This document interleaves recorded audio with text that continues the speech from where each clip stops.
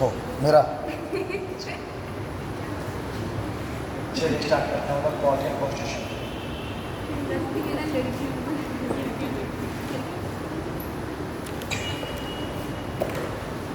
किसने एक डाला?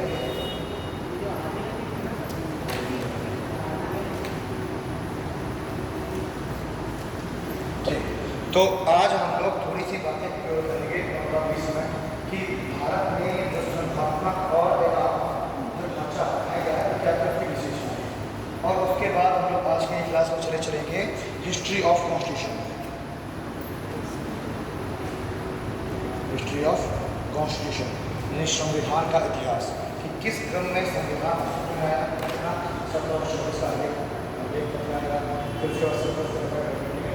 तो कैसे कंपनी की स्थापना होगी और किस तरीके से कंपनी का एक डेवलपमेंट।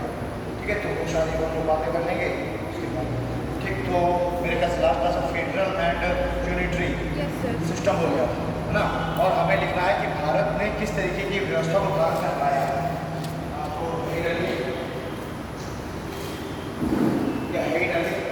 से पहले मतलब पैराग्राफ चीज को एक लाइन लिखेंगे। देखो, भारत ने संघात्मक और एकात्मक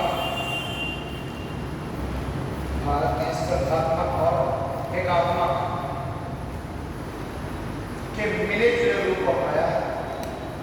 भारत ने संघात्मक और एकात्मक के मिले जुले रूप को अपनाया है, जिसमें कुछ विशेषताएं संघात्मक की, जिसमें कुछ विशेषताएं शासन के संघात्मक स्वरूप की और कुछ विशेषताएं एकात्मक स्वरूप की, जिसमें कुछ विशेषताएं शासन के संघात्मक स्वरूप की और कुछ विशेषताएं एकात्मक स्वरूप की हैं। इस प्रकार हम कह सकते हैं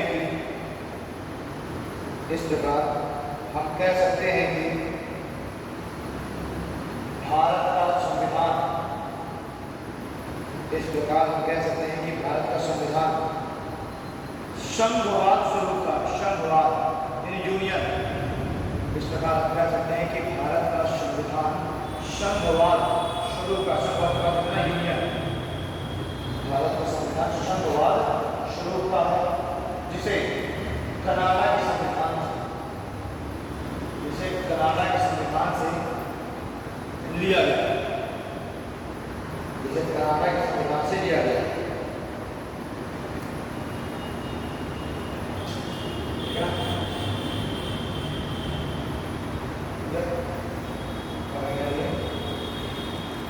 भारत के संविधान में संघात्मक विशेषताएं, भारत के संविधान में संघात्मक विशेषताएं,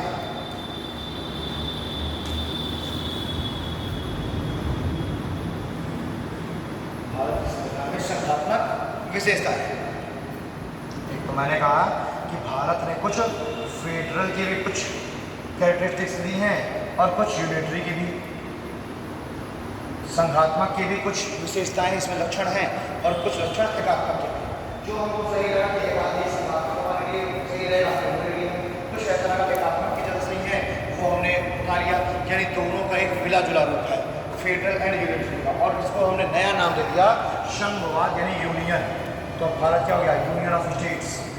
ठीक, यानी ये न तो फेडरल ऑफ स्टेट्स है और ना तो ये यूनिटरी है, क्योंकि अमेरिका को अगर हम देखें तो फेडरल ऑफ स्टेट है ना, राज्यों के आपसी कॉन्ट्रैक्ट के द्वारा, आपसी सहमति के द्वारा मिल करके बना हुआ है फेडरल।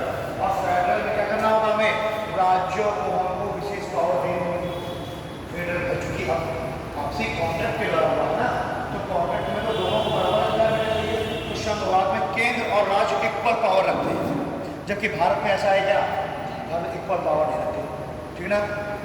इधर देखिए, फेडरल में अगर हम कुछ विशेषताएं देखें तो सबसे पहले हम तो विशेषताएं देखेंगे कि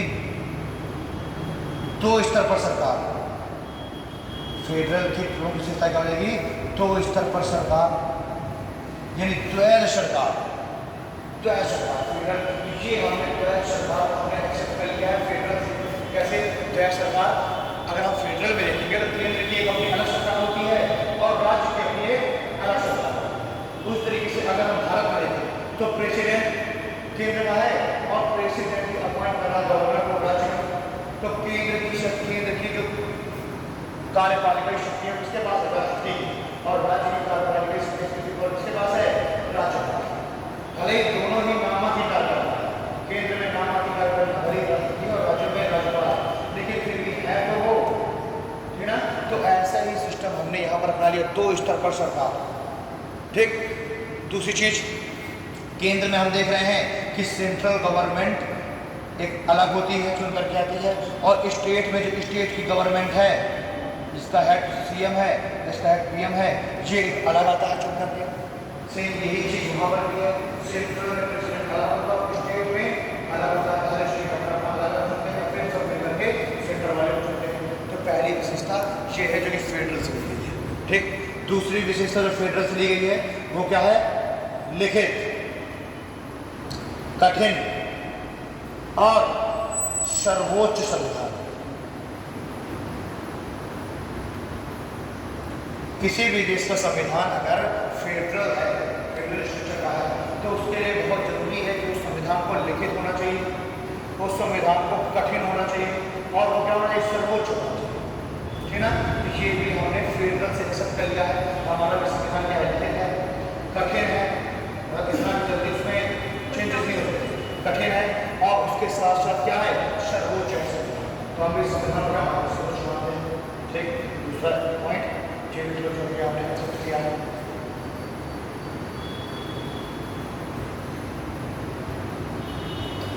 ठीक है ना।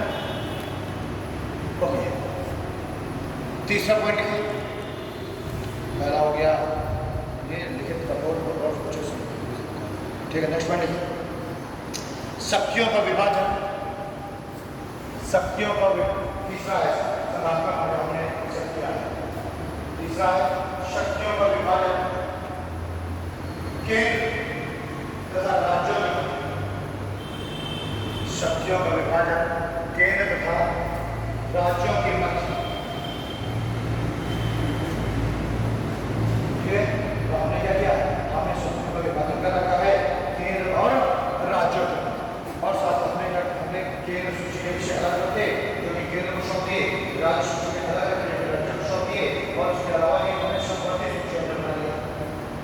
और बस अंतर ये है कि इसमें जो फेडरल सिस्टम है उसमें जो भी सब्जेक्ट न केंद्र में वर्णित है न राज्य में वर्णित है, अगर वो ऐसे सब्जेक्ट शामिल है तो उन पर कानून पर बनेगा राष्ट्र का। यहाँ पर क्या है, हमने यहाँ पर सब्जेक्टों का बंटवारा किया, लेकिन जो कंकरेंट लिस्ट है उस पर कानून बनेगा किसका होगा, केंद्र, यानी केंद्र को ज्यादा पैसा, ठीक है। तो दूसरा हो गया केंद्र राज्य के बीच शक्तियों का बंटवारा। चौथा पॉइंट लिखे संघात्मक, जो हमने एक्सेप्ट किया है, इसलिए दो सदनात्मक संसद, दो सदनात्मक संसद, त्रिसदनात्मक संसद, ठीक है। और संसद को हम क्या बोलते हैं, संसद है त्रिसदनात्मक संसद। तो ये चीज हमको फेडरल तरीका है, जो अमेरिका में क्या है, तो यहाँ पर भी अमेरिका में 2 सिस्टम है ना। एक तो आपका हो जाता है जो जिसे हम लोअर हाउस बोल देंगे वहाँ की, और दूसरा अपर हाउस, और इसमें जो अपर हाउस को क्या बोलते हैं, सीनियर। वहाँ की पार्लियामेंट कांग्रेस में भी 2 सदन हैं, एक तो लोअर हाउस है और एक अपर हाउस है ना। इस लोअर हाउस को बोलते हैं house of representative, house of representative, ये प्रतिनिधियों का सदन। और सीनेट को हम क्या बोलते हैं, हाउस ऑफ स्टेट्स, यानी राज्यों का सदन, ठीक है। तो हाउस ऑफ रिप्रेजेंटेटिव यानी प्रतिनिधियों का सदन, और अपर हाउस क्या है, हाउस ऑफ स्टेट्स, और उसी हाउस ऑफ स्टेट्स को ही हम बोलते हैं सीनेट, हाउस ऑफ स्टेट्स। तो देखिए जो हाउस ऑफ रिप्रेजेंटेटिव है ये क्या करता है, ये प्रतिनिधि करता है जनता का प्रतिनिधित्व करता है। और जो हाउस ऑफ स्टेट्स है ये किसका प्रतिनिधित्व करता है, ये स्टेट्स का प्रतिनिधित्व करता है, राज्यों का। और हर एक राज्य की इसमें इक्वल सीटें दी गई है, प्रत्येक राज्य की 2-2 सीट्स दी गई, प्रत्येक राज्य को 2 सीट्स दी गई हैं इसमें हाउस ऑफ स्टेट्स में, और टोटल मिलाकर कितनी सीट्स हो जाएंगी 100। 50 राज्यों की टोटल कितनी सीटें हो जाएंगी 100। यहाँ पर ये बिल्कुल भी अंतर नहीं किया गया किस राज्य की जनता चाहता है, किस राज्य की जनता चाहता है। हर एक राज्य को 2 इक्वल सीटें दी गई हैं। तो हमने भी ऐसे स्ट्रक्चर हमने अपना रखा है, हमने भी 2 शरण में ठीक है, द्विशरण में रहेगा। और पहला शरण है वो क्या है लोअर हाउस, जिसमें कि चुन करके लोग जाएंगे, और दूसरा क्या है अपर हाउस, ठीक, जिसमें कि जो सदस्य हैं उनका चुनाव कौन करेगा, जो स्टेट्स हैं उनके सदस्य, स्टेट्स की जो विधानसभा है उस विधानसभा के जो सदस्य हैं वो चुन करके भेजेंगे हमारे राज्यसभा के सदस्यों को। अपर हाउस कौन चुन के भेजेगा, विधानसभा। तो वो किसका प्रतिनिधित्व कर रही है, वो राज्यसभा राज्यों। देख यहाँ पर जैसे यहाँ पर भी जो अपर हाउस है वो स्टेट्स का प्रतिनिधित्व करती है, वैसे ही हमारे राज्यसभा है वो भी किसका प्रतिनिधित्व करती है, स्टेट्स, ठीक है ना। और लोअर हाउस का प्रतिनिधित्व करती है आप, ठीक है। ये 4 हमने सिस्टम देख लिए, ये हमने लिए हुए हैं फेडरल सिस्टम। ना तो हमने फेडरल सिस्टम से मामला कर लिया क्योंकि वहाँ पर जो मामला था वो भी दूसरा पड़ा, ये नागरिकता राज्य के नागरिकता, कॉन्स्टिट्यूशन भी वहाँ दूसरा पड़ा, केंद्र का अलग संविधान है, राज्य का अलग संविधान, न्यायपालिका की कौन सी मिली, तो केंद्र की अलग सर्वोच्च न्यायालय, राज्य की अलग सर्वोच्च न्यायालय, हमने मानी 4 से, ठीक। और कौन सी 4 एक रिवाइज कर लेते हैं। 2 स्तर पर सरकारें, तो हमने भी 2 स्तर पर सरकारें, केंद्र की अलग सरकार, राज्य की अलग सरकार। दूसरा केंद्र और राज्य की शक्तियों का स्पष्ट बंटवारा, संवैधानिक बंटवारा, केंद्र और राज्य की शक्तियों का संवैधानिक बंटवारा ना, हमने भी वैसे ही संवैधानिक बंटवारा करके 5 साल पहले लिखे। तीसरा पॉइंट क्या है, तीसरा पॉइंट है लिखित कठिन और सर्वोच्च संविधान, से वही चीज हमने रखा हुआ है, लिखित कठिन और सर्वोच्च संविधान। और चौथा चीज क्या हो जाएगा, चौथा हो जाएगा जो विधायिका है उसमें 2 शरण। यहाँ पर विधायिका में क्या है, विधायिका के यानी द्विसंघात्मक विधायिका, ये हो गए जो हमने संघात्मक व्यवस्था से हमने अपनाया। अब देखिए भारतीय संविधान में, भारतीय संविधान के एकात्मक लक्षण, भारतीय संविधान के एकात्मक लक्षण, भारतीय संविधान के एकात्मक लक्षण, और एकात्मक लक्षण में पहला पॉइंट होगा सशक्त केंद्र, सशक्त केंद्र। एकात्मक लक्षण क्या होता है, एकात्मक लक्षण होता है सशक्त केंद्र, सशक्त मतलब मजबूत केंद्र। तो हमारे यहाँ देखें, हमारे यहाँ क्या है, हमारे यहाँ केंद्र ज्यादा मजबूत है। स्टेट्स में अगर आप देखेंगे वहां पर फेडरल में, तो फेडरल में देखेंगे कि केंद्र और राज्य की शक्तियां बिल्कुल बराबर, लेकिन फिर भी अगर कुछ अवशिष्ट शक्तियां आए, अवशिष्ट पावर आए, तो अवशिष्ट पावर पर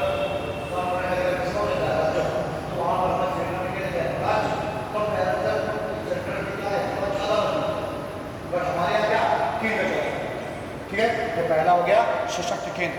दूसरा पॉइंट लिखिए एकल नागरिकता, दूसरा हमने सब किया एकल नागरिकता। एक तीसरे को एकल संविधान, एकल संविधान,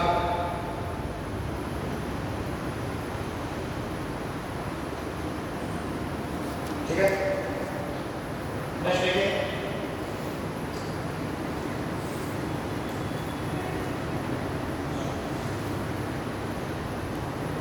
आपातकाल की स्थिति में, आपातकाल की स्थिति में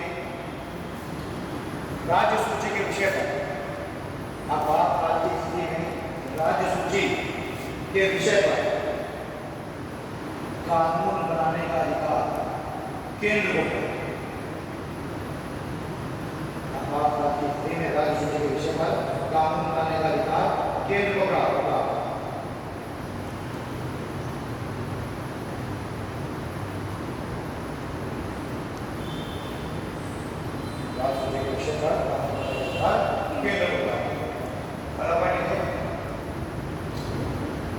राज्यसभा में, नेक्स्ट पॉइंट, राज्यसभा में राज्यों के, राज्यसभा में राज्यों के प्रतिनिधित्व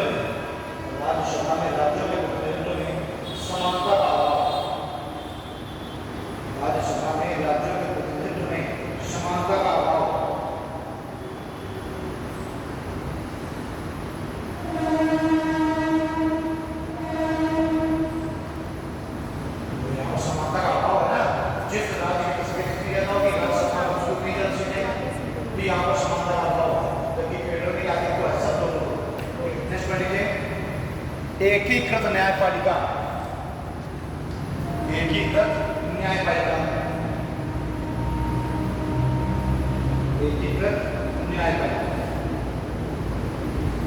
तो इसमें भी आप देख रहे हैं राज्य में हाईकोर्ट होता है, केंद्र में लेजिस्लेटिव कोर्ट होता है, और ये एकीकृत रेजिमेंट्री है, कोर्ट्स में हाई कोर्ट्स में उसके बाद सुप्रीम कोर्ट। ठीक है, नेक्स्ट पर लिखिए अखिल भारतीय सेवाओं, अखिल भारतीय सेवाओं के संबंध में, अखिल भारतीय सेवाओं के संबंध में अंतिम निर्णय केंद्र का, अखिल भारतीय सेवाओं के संबंध में अंतिम निर्णय केंद्र का।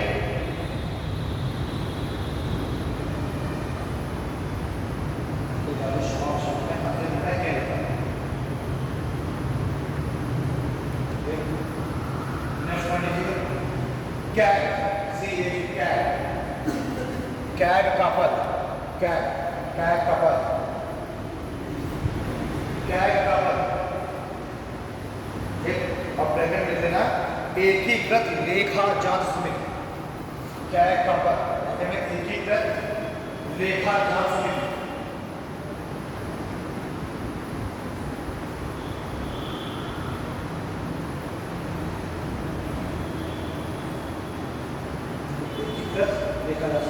यानी यहाँ पर कैग ही राज्यों के अकाउंट की भी जांच सकता है, राज्यों के लिए कोई अलग से कैग नहीं होगा ना, यही कैग है वही क्या रहेगा, वही राज्यों के लिए अकाउंट की जांच करेगा और वही केंद्र के लिए अकाउंट की जांच करेगा। ठीक, ये भी जो लेखा जांच समिति ये संस्था है, ये भी क्या रेजिमेंट्री है। ठीक है, नेक्स्ट एक और पढ़ेंगे, राष्ट्रपति के द्वारा राज्यपालों की नियुक्ति का पदमुक्त, राष्ट्रपति के द्वारा राज्यपालों की नियुक्ति तथा पदमुक्त।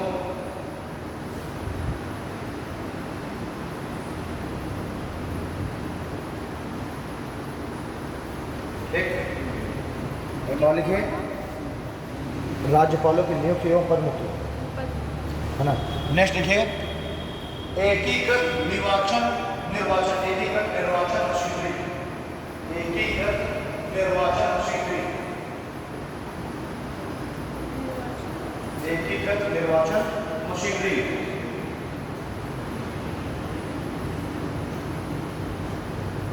यानी निर्वाचन आयोग एक ही होता है, वो केंद्र के लिए भी निर्वाचन कराता है, राज्य के लिए निर्वाचन कराता है। यानी एमएलए का चुनाव कौन कराएगा, वही निर्वाचन आयोग, राज्य निर्वाचन आयोग करवाता है, राज्य निर्वाचन आयोग चुनाव कराता है। ठीक है, जो लोकल बॉडीज है ना, ग्राम पंचायत चुनाव कराता है राज्य निर्वाचन, और जो निर्वाचन आयोग है वो केंद्र यानी राष्ट्रपति, उपराष्ट्रपति हो गया, एमपी हो गया, एमएलए हो गया, इनको चुनाव कराने का अधिकार है राज्य निर्वाचन। ठीक है, नेक्स्ट वन लिखिए राज्य के विधेयकों पर, राज्य के विधेयकों पर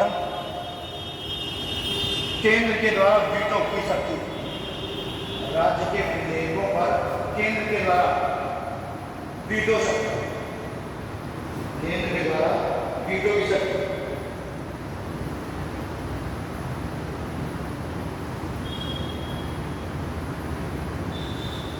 तो मान लीजिए कोई राज्य है, अब यही चीजें फेडरल में अगर किसी राज्य ने कोई विधेयक लेके आया है तो केंद्र कभी तो वीटो नहीं डाल सकता, लेकिन यूनिटरी में यह अंतर करता है कि अगर राज्य विधानसभा में कोई विधेयक ले जाता है तो सेंट्रल अगर चाहे, केंद्र अगर चाहे तो उस पर वीटो ले सकता है।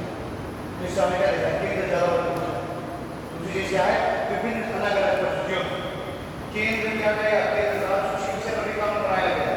एक आपातकाल को अलग बात है कि आपातकाल के दौरान केंद्र राज्य चिकित्सा पर कानून बनाया, लेकिन और भी बहुत सारी स्थितियाँ जैसे थी अगर सिर्फ राज्यपाल के लिख करके दे दे, गृह मंत्रालय का एक राज्य, गृह मंत्रालय का एक राज्यपाल, उस राज्यपाल को राज्यपाल हर 15 दिन में अपने स्टेट जिस राज्य को अपॉइंट है उसके बारे में इंफॉर्मेशन देता है कि उसमें जो शासन है, उसमें वहाँ की जो सरकार है वो संवैधानिक रूप से शासन कर रही है नहीं कर। और अगर राज्यपाल के लिए निकल दे दिया कि यहाँ की जो सरकार है वो सही ढंग से संवैधानिक रूप से शासन नहीं कर रही, तो जो केंद्र सरकार है वो सिर्फ राज्यपाल की रिपोर्ट के आधार पर ही पूरा का पूरा जो शासन है वो अपने हाथ में लेगी, यानी राज्य चिकित्सा का काम करेगा 10 समय उसको इसके भी इंतजार में कर देगी कि टैक्स लग गया था हम करें, यानी जो केंद्र है वो ज़्यादा व्यक्ति हो गए, कुछ एकात्मक लक्षण हो गए जो कि हमने अपनाए हैं, और कुछ संभावना हो गए जो हमने अपनाए। ठीक,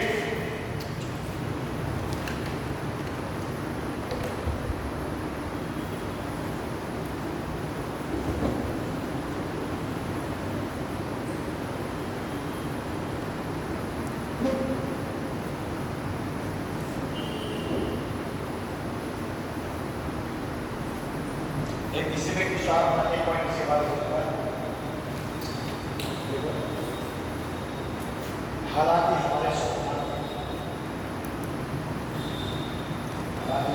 हमारे संविधान में केंद्र तथा राज्यों के बीच, हालांकि हमारे संविधान में केंद्र तथा राज्यों के बीच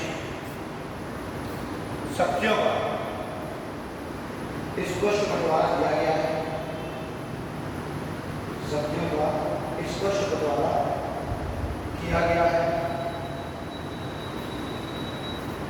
तथा समवर्ती सूची तथा समवर्ती सूची के विषयों को केंद्र तथा राज्य दोनों के अधीन रखा गया है। समवर्ती सूची के विषयों को केंद्र तथा राज्य दोनों के अधीन रखा गया है, परंतु फिर भी केंद्र तथा राज्य दोनों के अधीन रखा गया है, परंतु फिर भी दोनों के बीच मतभेद होने पर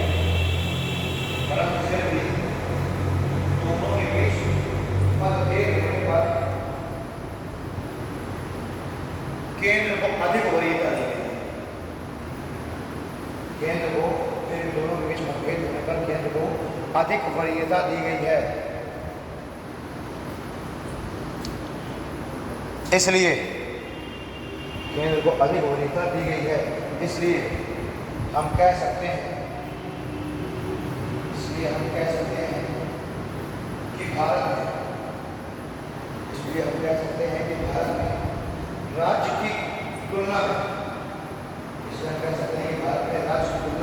केंद्र अधिक है।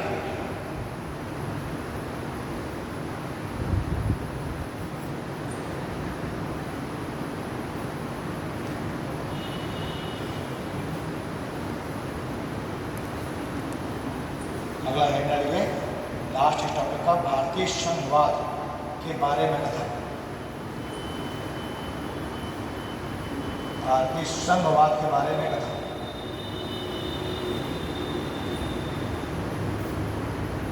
भारतीय संघवाद के बारे में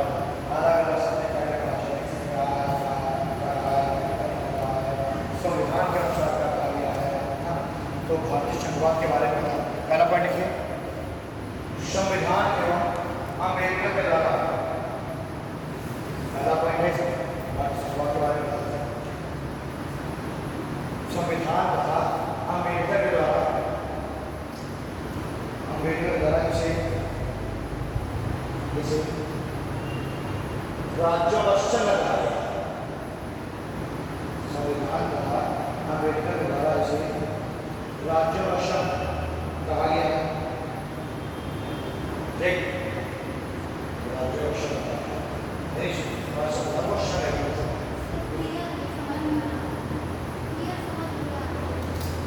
संविधान और अमेरिका के द्वारा इसे संघ कहा गया है। ठीक है, हमारा संविधान हो गया संघ कहा गया। मतलब आइवर जेनिंग्स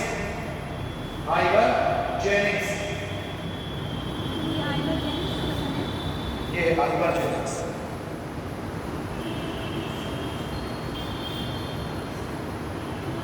आइवर जेनिंग्स ने इसे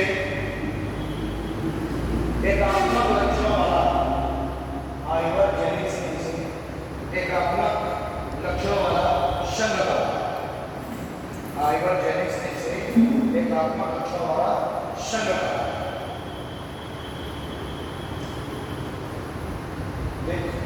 केसी वेयर ये सब पूछ लिया जाता है, या फिर जब आप आंसर राइटिंग करेंगे तो ये कोट करना पड़ेगा। केसी वेयर ने इसे अर्धसंख्यात्मक लक्षण वाला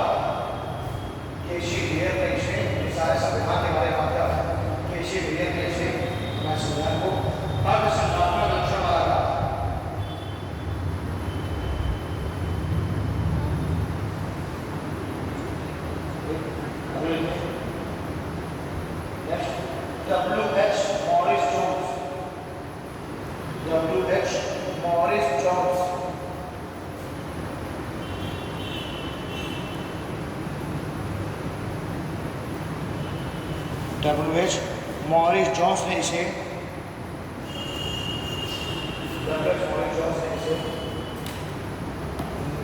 उसको क्या कहेंगे, कॉन्ट्रैक्ट को क्या कहते हैं लोग हिंदी में? समझौता। हाँ, समझौते का शब्द है। WH मॉरिस जॉन्स ने इसे समझौते का शब्द, समझौते का शब्द का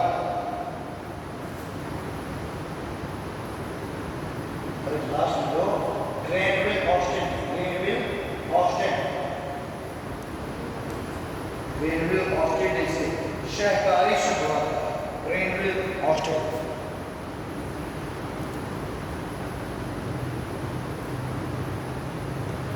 ग्रेनविल ऑस्टिन इसे सहकारी संघवाद।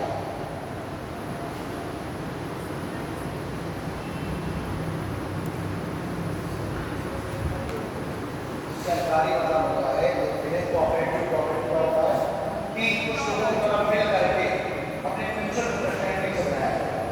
जैसे कोऑपरेटिव सोसाइटी में हम कोऑपरेटिव हर एक मोहल्ले कुछ लोग होते हैं, मोहल्ले का यानी मोहल्ले के सभी लोगों का कुछ पैसा क्या करके डाल दिया, आप किसी को से निकाले और अपना जरूरत मिलेगा और फिर बाद में धीरे धीरे करके पैसा वापस देगा। तो ये कोऑपरेटिव आपसी सहमति बना है ना। तो वैसे कहा गया कि ये क्या एक सहकारी संघवाद, यानी कुछ राज्यों ने मिल करके, कुछ राज्य थे, कुछ अन्य जो रियासतें थी, उन सब ने मिल करके अपनी आपसी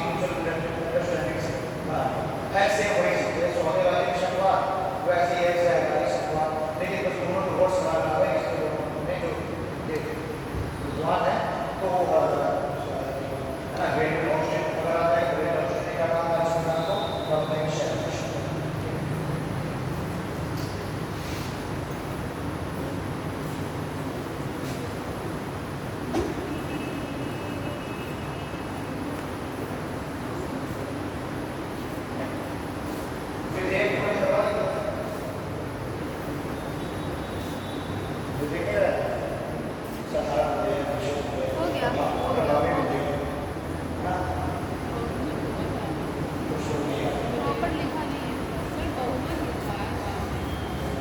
अरे वही है कि विधेयक उसी से पास किए जाएंगे, है ना। देखो पहले एक चीज़, दो वर्ड होते हैं, एक वर्ड होता है विधेयक और एक वर्ड होता है अधिनियम। एक वर्ड होता है विधेयक और एक वर्ड होता है अधिनियम, ठीक। तो विधेयक और अधिनियम में क्या डिफरेंस होता है? उसको जब तक पास ना करा रहे तब तक विधेयक कहलाएगा, फिर और बाद थोड़ा में एक्ट बन सा जाता उसको सिस्टमैटिक रूप में बताओ, कानून बन जाता है, तो उसे अधिनियम में कह देंगे। थोड़ा सिस्टमैटिक रूप में बताइए विधेयक।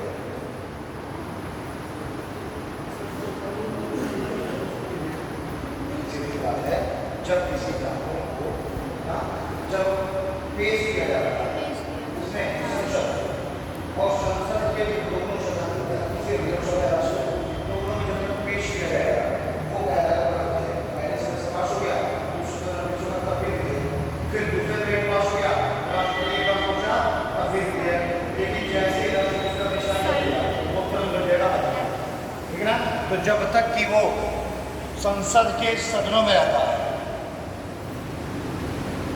संसद के दोनों सदनों में जब तक रहेगा तब तक ये क्या कहलाएगा? विधेयक कहलाएगा। और जैसे ही इस विधेयक पर साइन कर देगा राष्ट्रपति,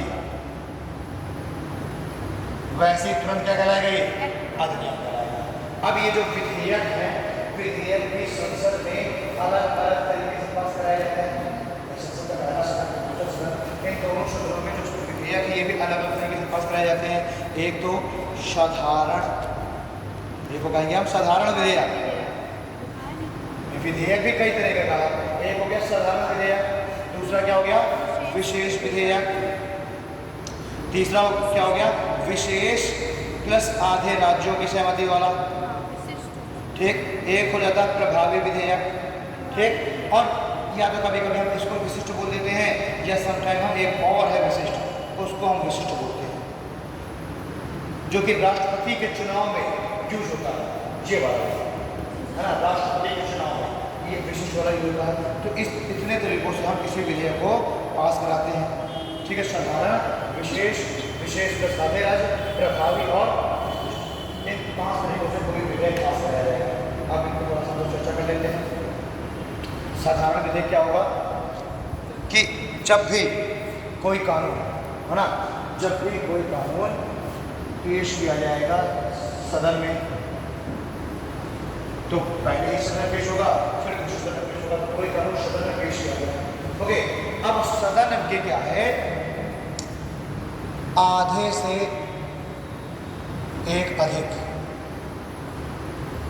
व्यक्ति उसको क्या करें, पास करें। और आधे से एक अधिक कितने होंगे, ये होंगे उपस्थित और मतदान करने वालों का, उपस्थित प्लस मतदान करने वाले जो कुल सदस्य हैं जो आज आए हुए हैं। या मैं कह रहा हूँ कि अगर मिनिमम से मिनिमम अगर कोरम भी है तुम्हारे साढ़े 500 में से आज 200 उपस्थित हैं, तो ये 200 उपस्थित वालों में से जितने मतदान कर रहे हैं, इसके आगे से एक अधिक अगर इस प्रस्ताव को पास कर दें, तो प्रस्ताव लाएगा, उस प्रस्ताव को पास कर दें तो साधारण विधेयक।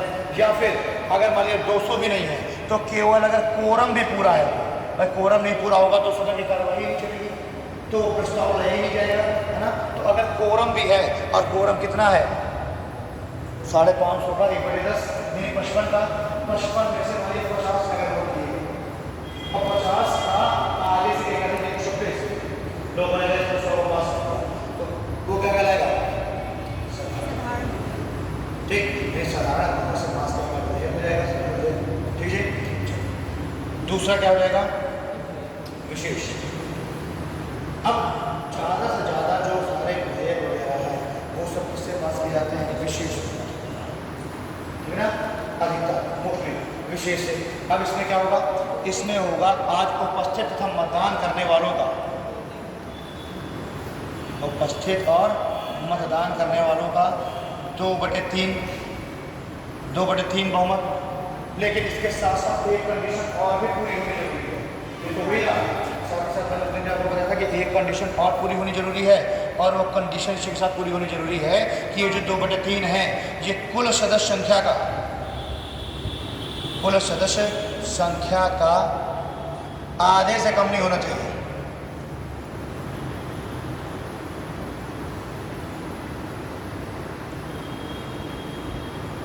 ठीक, तो इसमें दोनों कंडीशन होनी जरूरी है। आज उपस्थित अगर जो मतदान कर रहे हैं उनका 2/3, और ये जो 2/3 है ये आधे से कम नहीं होना चाहिए, यानी वो भी होना चाहिए 5.5 का 50% के, वो कंडीशन फुलफिल हो। और साथ ही साथ जो उपस्थित मतदान कर रहे हैं उसको 2/3 दोनों प्रोजेक्ट पर रखते हैं। तो मान लीजिए आज है 400 सदस्य आज आए हुए हैं सदन में, तो इन 400 सदस्यों का 2/3 कितना हो जाएगा, 46, 260 लगभग 264, है ना, 264 हो गया 2/3। तो 264 सदस्य 400 आ गए हैं ना, मतदान कर रहे हैं 400, तो 264 सदस्य क्या कर दें, उस प्रस्ताव को पास कर दें, तो ये हो गया 2/3।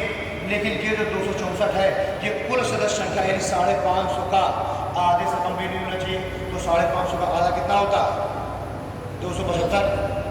तो ये क्या है, ये तो इससे कम हो गया ना 264, मतलब तो ये आधे क्या 275, तो इस 275 से कम हो गया 264, तो अब ये पास नहीं हो पाएगा। इसलिए क्या जरूरी है कि 400 लोग अगर आए हुए हैं वोट कर रहे हैं, तो कम से कम 276 लोग, 400 में से 276 लोग तो वोट करेंगे, तब ये 276 क्या हो रहा है, 276 550 का आधे से एक अधिक हो रहा है। तो मिनिमम इतने लोगों को तो वोट करना ही करना चाहिए कि दोनों कंडीशन क्या हो, फुलफिल, दोनों कंडीशन क्या हो, फुलफिल। और मोस्टली जो अमेंडमेंट है वो इसी के द्वारा हो रहे हैं, ठीक है। तीसरा जो है ये वाला, ये थोड़ा सा टफ प्रक्रिया है, थोड़ा सा टिपिकल प्रक्रिया है, और जो थोड़ा सा ऐसे कानून होंगे जैसे मान लीजिए अगर सुप्रीम कोर्ट की स्थितियों में कभी करना है, केंद्र और राज्यों के बीच जो संबंध है उसमें कोई चेंज करना है, या फिर राष्ट्रपति के चुनाव से संबंधित अगर कुछ परिवर्तन करना है, संशोधन करना है, तो ये होंगे इसके द्वारा, ठीक। इसमें क्या होगा, इसमें ये वाली कंडीशन तो होगी होगी ऊपर वाली, यानी कि जो ये 2 वाला है, 2 नंबर वाला है, ये 1 ये 2, ये 2 वाला है, ये तो कंडीशन फुलफिल होगी ही होगी। साथ ही साथ क्या होगा, साथ ही साथ जितने कुल राज्य हैं उन राज्यों के आधे राज्य,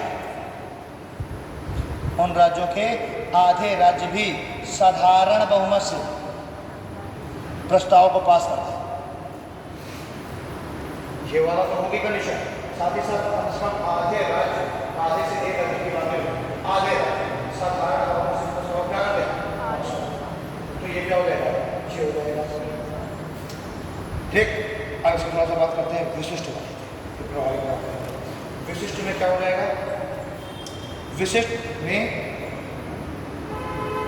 कुल जो सदस्य हैं, कुल जो सदस्य हैं यानी 550 सदस्य हैं, इस 550 सदस्यों के 2/3 सदस्यों के द्वारा क्या करना पड़ेगा, कुल सदस्य के 2/3 के द्वारा। ठीक है, अब ये यूज होगा हमेशा राष्ट्रीय चुनाव से।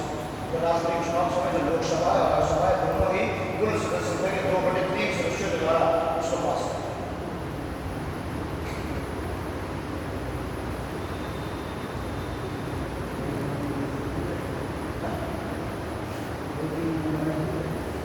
इसमें 2 और 3 का प्रयोग है।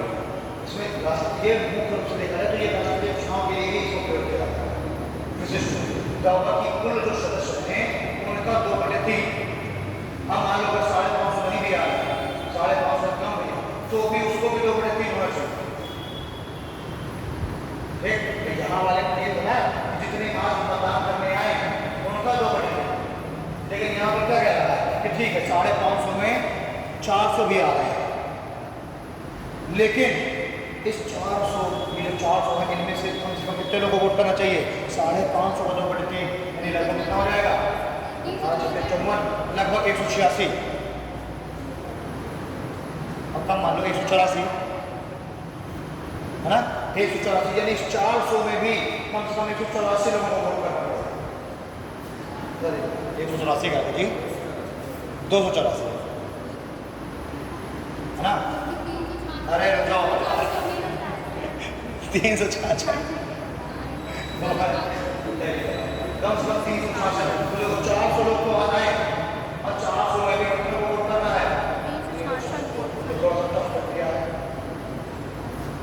ना। और ये राष्ट्रीय चुनाव में यूज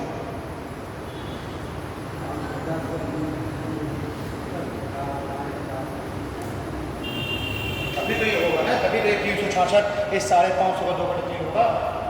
तो मान लीजिए मतदान करने नहीं आ रहे थे 550, आज उपस्थित नहीं है 550, लेकिन फिर जितने भी उपस्थित हैं उनमें भी कुल सदस्यों का 2/3 संख्या पूरी होगी। तो 400 में से कम से कम 366 लोग मतदान करें, मतलब वोट प्रस्ताव पास करें। फिर अब आता है प्रभावी बहुमत का होता है कि किसी भी समय कुल जो उपस्थित सदस्य हैं उन उपस्थित सदस्यों का आदेश इस प्रस्ताव को पास करने उसी का करेंगे पड़ता है। ठीक है, तो किसी भी समय कुल जो सदस्य वहां पर उपस्थित है ना, और कुल उपस्थित सदस्यों का आदेश क्या है, आदेश तो रियल टाइम में यही यूज करते हैं, उसको हम कहते हैं रियल टाइम मेथड।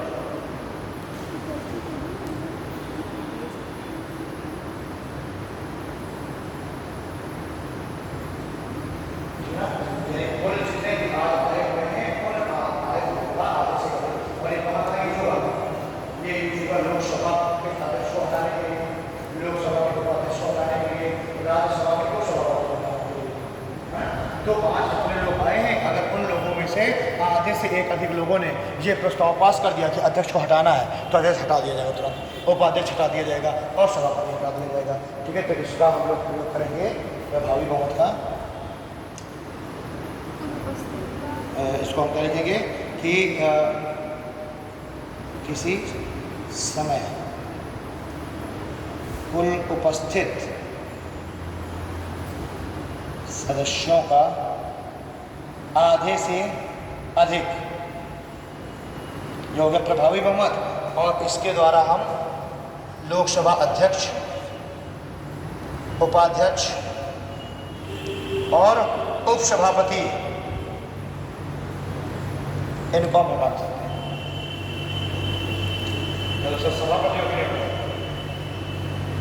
सभापति तो राष्ट्रपति होता है, जो कि उपराष्ट्रपति, तो उसको हम उसी प्रक्रिया के द्वारा बनाएंगे जो उपराष्ट्रपति को हटाने की प्रक्रिया है ना, वो हम उपराष्ट्रपति की प्रक्रिया चलाएंगे। तो अपने आप अगर उपराष्ट्रपति की बस यूज करेंगे राष्ट्रपति के चुनाव के लिए।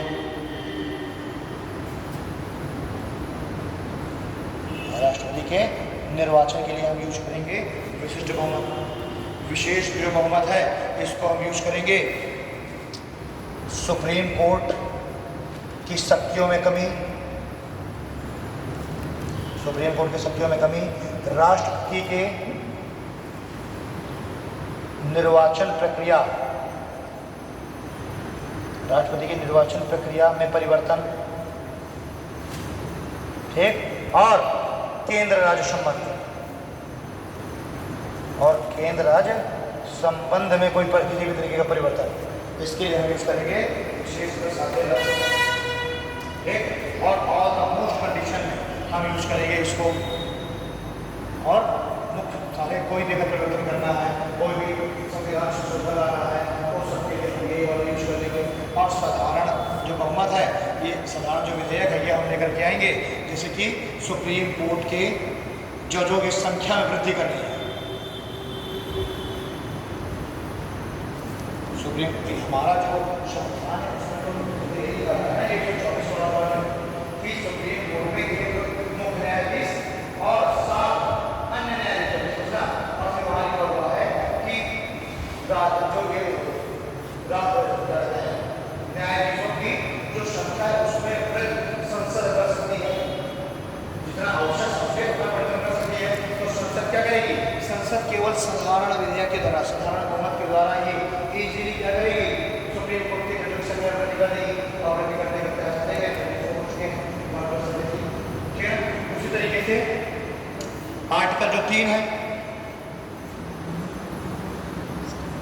उस तरीके से आर्टिकल 3 में अगर हम देखेंगे नए राज्यों का गठन, सीमा में परिवर्तन आदि, ये भी किसके द्वारा हो जाएगा? सर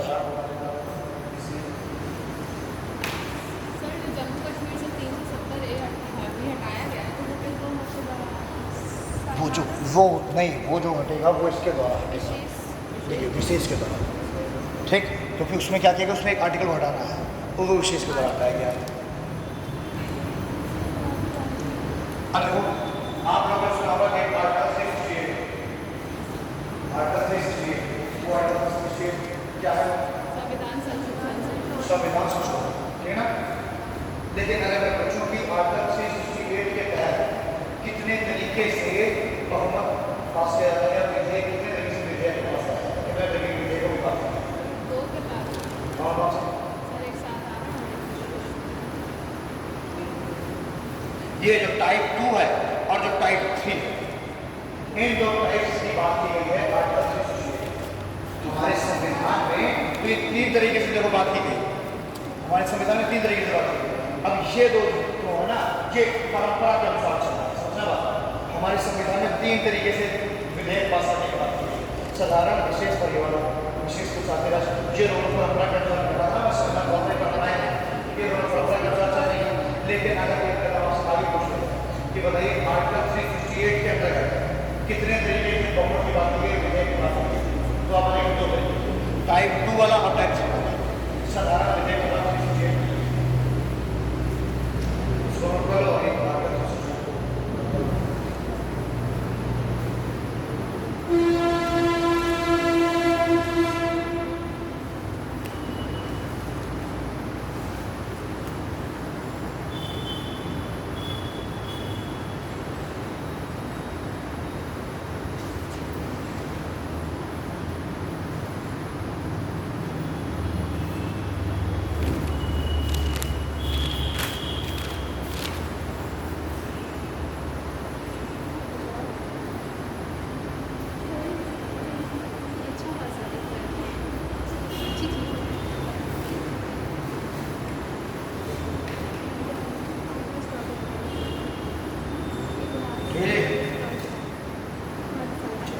368 में विशेष और विशेष प्लस आधे राज्यों की बात की गई है।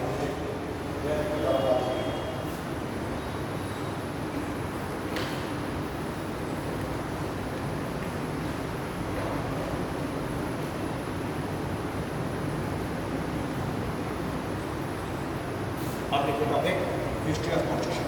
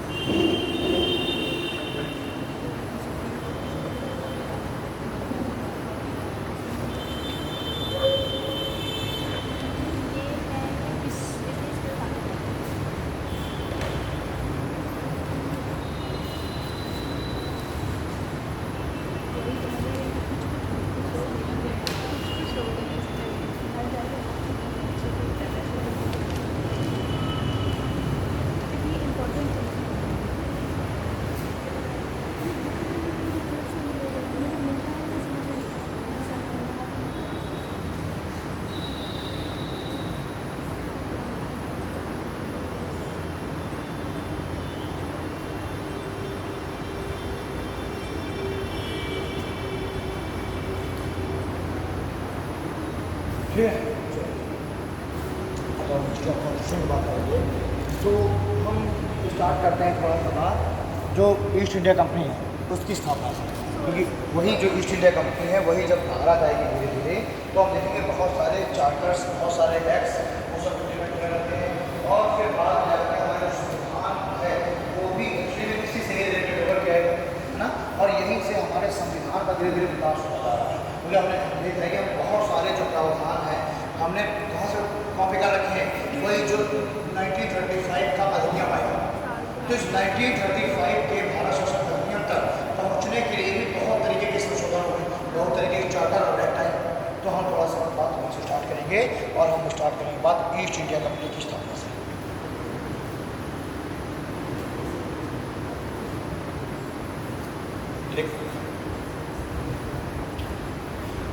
दो भाई थे, एक का नाम था जॉन वाट और एक का नाम था जॉर्ज वाट। जॉन वाट और जॉर्ज वाट ये दो लोग हैं। इन दोनों के द्वारा एक कंपनी की स्थापना की गई 1599 में। इन दोनों के द्वारा 1599 में कंपनी की स्थापना की गई। और अभी क्या होगा कि ये दोनों 1599 में स्थापना हो गई, ठीक। 31 दिसंबर 1600 ईस्वी को इन्होंने क्वीन एलिजाबेथ के द्वारा एक अधिकार पत्र प्राप्त कर लिया, या मैं कहूँ कि रजिस्ट्रेशन प्राप्त कर लिया। रजिस्ट्रेशन कौन देगा, जो अथॉरिटी होगी। तो 1599 में उन्होंने कंपनी की स्थापना की, जिसे 31 दिसंबर 1600 ईस्वी में क्वीन एलिजाबेथ के द्वारा क्या मिल गया, एक अधिकार पत्र। ठीक, और उसी के द्वारा अब ये क्या है, एलिजाबेथ है विक्टोरिया जी,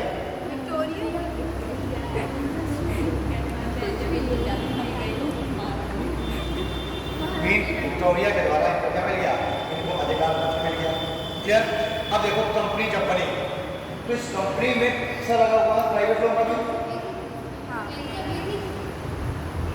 हाँ जी, एलिजाबेथ ही है यार, एलिजाबेथ ही है। विक्टोरिया आ रही है 1858 वाले है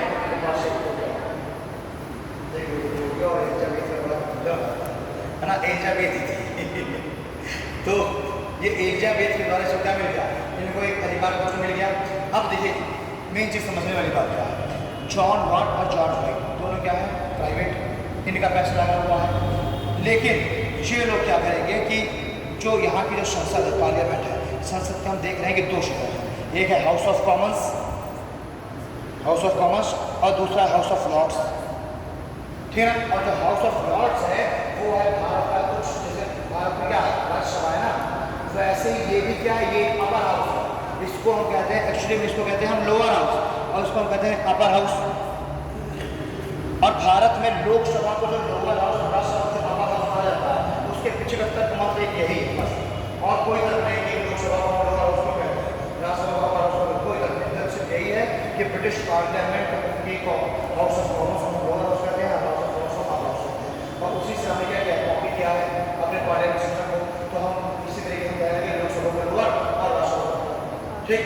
तो इन लोगों ने क्या किया कि इस कंपनी में जो पैसा है वो हाउस ऑफ लॉर्ड्स के सदस्यों का लगा दिया, और हाउस ऑफ लॉर्ड्स के जो सदस्य होते हैं वो होते हैं उन्होंने हाउस ऑफ कॉमन्स के सदस्य कैसे होंगे, इलेक्टेड, निर्वाचित, और हाउस ऑफ लॉर्ड्स के सदस्य होंगे, और उसमें वही होंगे जो महारानी के रिश्तेदार होंगे, जो हाउस ऑफ कॉमन्स के जो एमपी हैं उनके कोई रिश्तेदार होंगे, या ब्रिटेन के पैसे वाले रसूलदार होंगे, वो सब शामिल होंगे हाउस ऑफ लॉर्ड्स। तो इन लोगों ने अपना जो पैसा इस कंपनी में लगवा लिया, फंड वो लगवा लिया हाउस ऑफ लॉर्ड्स का। इससे देखो दो फायदे, एक तो उनका पैसा इनको मिल गया, और दूसरी चीज़ क्या है कि कंपनी को अगर मोनोपोली चाहिए या कंपनी को अगर रजिस्ट्रेशन चाहिए तो क्या फायदा हो जाएगा कि एक पूरा दोस्तों के साथ है ना, भाई कोई भी आपके पास क्या रहेगा, पहले यहाँ पास होगा फिर यहाँ पास होगा। अब हाउस ऑफ कॉमन्स अगर पास हो गया तो हाउस ऑफ लॉर्ड्स अपनी होती है, तो यहाँ के जो एमपीज हैं वो स्वागत चुना देंगे हाउस ऑफ कॉमन्स के लोगों को भी क्या कहते हैं, मेरे इनको ठीक हो जाएगा, मोनोपोली भी मिलना, अधिकार मिलना, और व्यापारिक छूट मिली और फंड बन रहा है। तो इन्हें हाउस ऑफ लॉर्ड्स के सदस्यों का पैसा लगवा रखा है। और 1599 में कंपनी की स्थापना की 31 दिसंबर 1600 को पूरी नेचर के द्वारा मिल गया भारत में व्यवहार करने का अधिकार, रजिस्ट्रेशन। और इसी के साथ एलिजाबेथ ने इन्हें 15 सालों के लिए 15 वर्षों के लिए दी थी मोनोपोली, एक अधिकार दे दिया कि आप ये 15 साल भारत और दक्षिण पूर्वी क्षेत्र का व्यवहार करिए, किसी अन्य कंपनी को हम रजिस्ट्रेशन दे देंगे, कोई और कंपनी भारत और दक्षिण पूर्वी क्षेत्र से नहीं करता। लेकिन आप समझ रहे हैं कि ये कंपनी है, ये कंपनी कहें कि भाई मोनोपोली दूसरे बहुत 15 वर्ष आते रहेंगे मान जाएगी, तो इसने तुरंत क्या किया, ब्रिटिश पार्लियामेंट को इसने प्रपोजल दिया कि हम आपको 4 लाख पाउंड प्रति वर्ष हम देंगे, राजकोष में प्रति वर्ष 4 लाख पाउंड देंगे, बस हमारा जो एक अधिकार है उसको खाते में करते रहते हैं। ठीक, साथ ही साथ पैसा लगा हुआ है इनका भी। अब एक बात बताओ, अगर कोई कंपनी के लिए उसको भी भारत भेजने के लिए अगर बिल आएगा पार्लियामेंट में, तो अगर मान लीजिए हाउस ऑफ कॉमन्स ने पास भी कर दिया, तो क्या ये पास करेंगे? क्या नहीं पास करेंगे? क्योंकि इनका जो पैसा लगा है कंपनी में, कंपनी जितना फायदा कमाएगी उतना ही फायदा इनको होगा, हाउस ऑफ कॉमन्स को। तो ऐसे बहुत सारे विधियाँ लाए गए पार्लियामेंट में, अन्य कंपनी के लिए कहते हैं कोई भाई कंपनी को तो यहाँ पास हुआ था और यहाँ नहीं पास हुआ था, क्योंकि हाउस ऑफ कॉमन्स बहुत सही पैसा से लगा हुआ है। क्लियर? देखने में तो कंपनी है प्राइवेट, लेकिन पैसा इनका लगा हुआ है, तो किसी भी तरीके से एकाधिकार किसी को नहीं दिया गया एक लंबे समय में। ठीक, 1600 से लेकर के 1726 आ गया, ना तो किसी को मोनोपोली मिली, कि हर 15 साल में इनका वो जो एकाधिकार है बढ़ता रहा, कोई मतलब सब लिखता था, रेन्यू हो जाता था, फिर रेन्यू हो जाता था, आ गया 1726। अब 1726 में एक 1726 से एक अधिनियम बना, और इस अधिनियम में पहली बार थोड़ा सा संशोधन किया जाएगा इस कंपनी के कार्य में। जैसे अभी तक 1620 से 1726 तक क्या होता था कि कंपनी के लिए, कंपनी भारत में काम कर रही है ना, तो उस कंपनी के लिए जो भी कानून वगैरह बनते थे वो बनते थे बोर्ड ऑफ डायरेक्टर्स के द्वारा। कंपनी के लिए जो भी कानून बनते थे वो किसके द्वारा बनते थे? बोर्ड ऑफ डायरेक्टर्स, यानी निदेशकों का मंडल। इस बोर्ड ऑफ डायरेक्टर बहुत सारे कंपनी के डायरेक्टर्स, जो बड़ी कंपनी एक उसका डायरेक्टर होता है ना, उसमें जितने लोगों पर पैसा लगा हुआ है वो सब बोर्ड ऑफ डायरेक्टर शामिल होते हैं और सब पैसे निर्णय लेते हैं। तो इसमें क्या हुआ कि अभी ब्रिटेन में बोर्ड ऑफ डायरेक्टर जितने से ब्रिटेन में बैठे हुए हैं और कंपनी भारत में व्यापार कर रही है, तो जो भी कंपनी के लिए जो भी कानून वगैरह बनने होते थे वो बोर्ड ऑफ डायरेक्टर ब्रिटेन में बैठे थे, और कंपनी उसी कानून में वो कंपनियां भारत में अप्लाई करते थे। ठीक, और क्या क्या था का एक में गवर्नमेंट किया था और वो भारत से सारा उसका करता है, इम्प्लीमेंट कर दिया था। ठीक है, लेकिन 1726 ईस्वी में क्या हो गया? अच्छा, अभी तो 1726 में क्या हुआ? पहली बार इस चीज में परिवर्तन हुआ।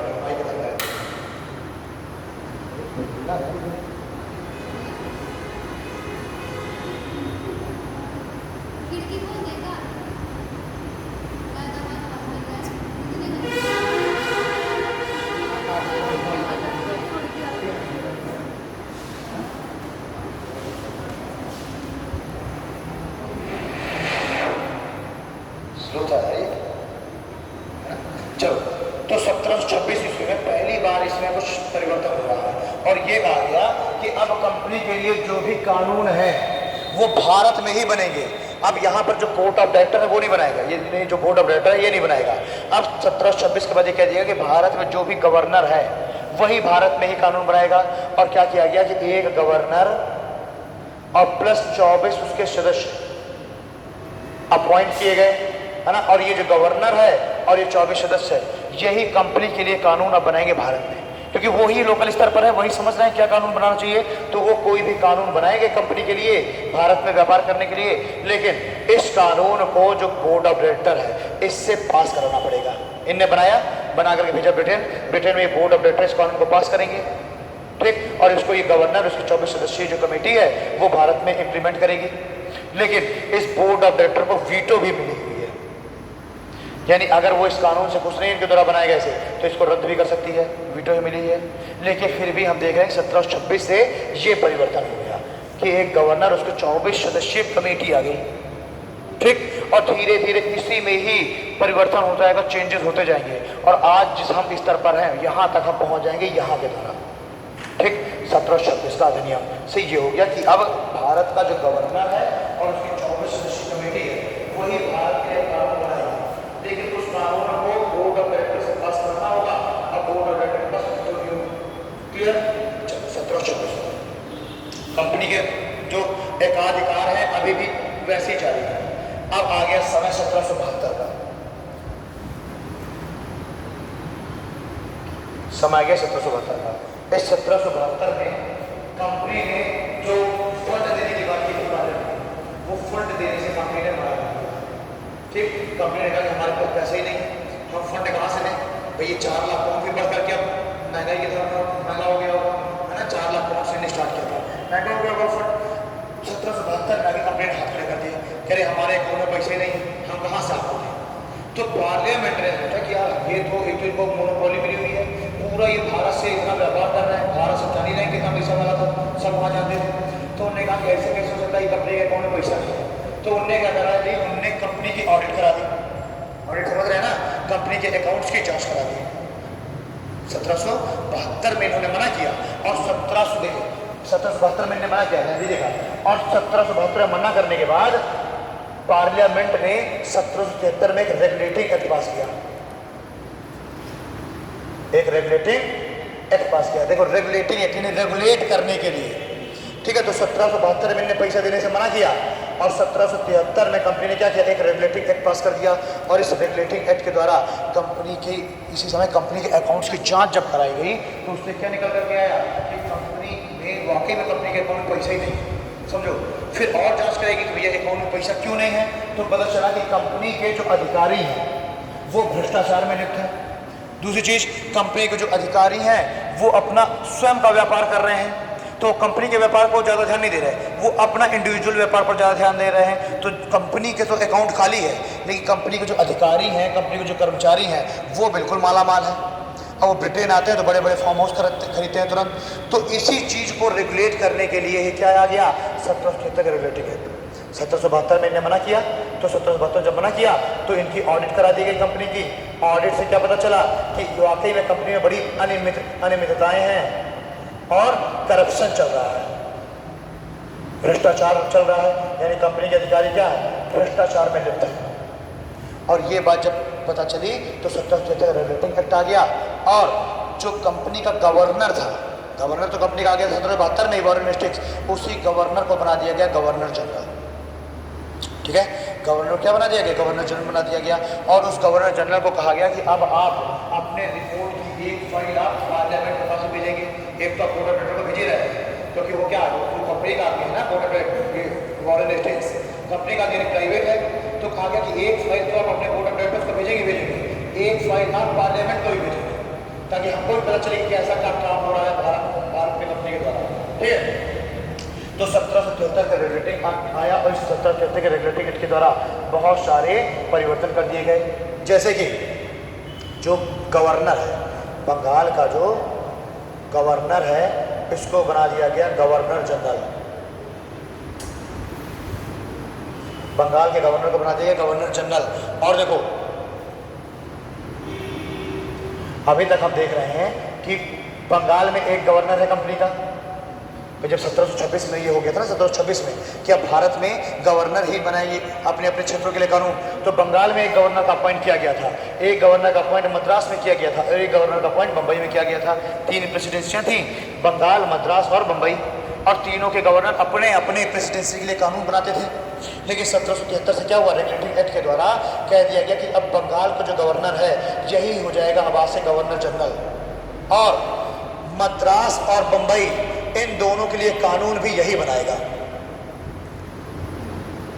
भाई कि गवर्नर को गवर्नर जनरल बनने का क्या उसका मायने है। अभी तक तीनों अपने तीनों इक्वल पावर रखते हैं, तीनों की इक्वल पावर है ना। लेकिन जब से वॉरेन हेस्टिंग्स बन गया गवर्नर जनरल तो अब इस बंगाल के ही अधीन कर दिया गया इन दोनों को, यानी कि मद्रास और बम्बई के लिए भी कानून कौन बनाएगा, बंगाल का गवर्नर जनरल, ठीक है। दूसरी चीज़ क्या कहा गया, इसी एक्ट के द्वारा कहा गया अब कंपनी का कोई भी अधिकारी अपना इंडिविजुअल व्यापार नहीं करेगा, ठीक, तो निजी व्यापार पर रोक लगा दी गई। ओके, साथ ही साथ अब ये जो अधिकारी थे वो क्या करते थे, वो भारतीय जो शासन है, जब भारतीय जनता है उससे उपहार के बहाने कि हमको तुम 10 लाख रुपए को उपहार दोगे, 10 लाख रुपए तुमको गिफ्ट दोगे, है ना, तो गिफ्ट के बहाने उनसे ज़्यादा से ज़्यादा पैसा वसूल रहे थे। और नाम क्या था कि गिफ्ट हमको मिला है। और गिफ्ट कैसे, किस तरह का गिफ्ट है, जबरदस्ती वाला कि 10 लाख रुपये आपको दे दो गिफ्ट में। तो अब कंपनी ने क्या कर दिया, सीधे सीधे इस 1770 रेगुलेटरी एक्ट से कि कोई भी अधिकारी, कोई भी कर्मचारी किसी भी भारतीय से किसी भी तरह का उपहार नहीं देगा, वो चाहे उसकी इच्छा से हो चाहे अच्छा से हो, किसी भी तरीके कोई उपहार, यानी भ्रष्टाचार को खत्म करने का प्रयास किया जा रहा है। रेगुलेटरी एक्ट से काम किया है, रेगुलेटरी एक्ट रेगुलेट करने के लिए। ओके, एक और चीज हम देख रहे हैं कि 1717 ईस्वी में मुगल शासक है फर्रुखशियर, मुगल शासक क्या फर्रुखशियर, और इस मुगल शासक फर्रुखशियर की तबीयत बहुत खराब हुई थी 1717 में, और उसको क्या हो गया, चिकन पॉक्स हो गया, और इस फर्रुखशियर का इलाज कर दिया हैमिल्टन ने, एक अंग्रेज अधिकारी था हैमिल्टन, उसने इसका इलाज कर दिया, ठीक, तो उसने खुश होकर के कंपनी को एक फरमान जारी करने का अधिकार दे दिया। कंपनी को फरमान जारी करने का अधिकार, यानी कि एक तरीके से क्या है, कंपनी को दे दिया क्या, Magna carta. Actually Magna carta होता है कुछ नियमों का समूह, नियमों का संग्रह, कानूनों का संग्रह कहलाता है मैग्ना कार्टा। तो मैग्ना कार्टा दे दिया गया किसको, ब्रिटिश को, मुगल शासक फर्रुखशियर के द्वारा, और इस मैग्ना कार्टा के द्वारा अब जो कंपनी है वो अपने लिए खुद परमिट जारी कर सकती है।